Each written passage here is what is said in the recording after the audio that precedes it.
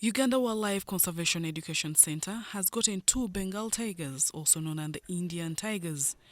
The male and the female latest arrival is the largest member of the cat family and a great contributor to the ecosystem. The exotic species such as tigers and the brown bears were part of the collection of the wild animals kept in captivity for exhibition at the formerly Entebbe Zoo in the 1960s to 1980s. The center is going to be having tigers to complete the conservation education concept that we are having for the cat family. One of the challenges we've been having is that people have been confusing the different cats. They would not differentiate the cats ranging from the cheetahs, the leopards, and the tigers. And as the institution tasked to carry out conservation education in the country, it is incumbent on us that we clarify all these issues. That's why we have a theming of the cat family, that we are going to have a complete conservation education. And we are glad that this is coming to pass.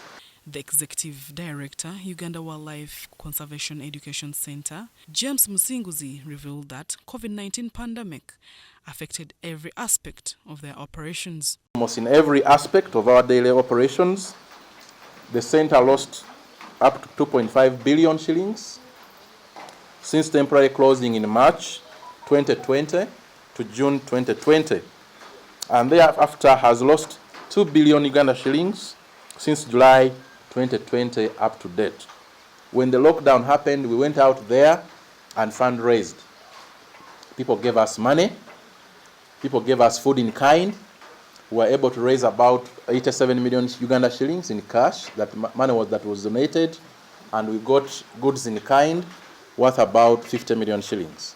And this has enabled us to move on up to now. The 2 tigers each consume close to 5 kilograms of meat daily. After stepping up the standard operating procedure, Uganda Wildlife Conservation Education Center is reopening its behind-the-scene program to the public, like giraffe feeding, chimpanzee feeding, and rhino walking. Our behind-the-scenes program, yes, we are resuming the behind-the-scenes program because we are satisfied about the standard operating procedures that were put in place.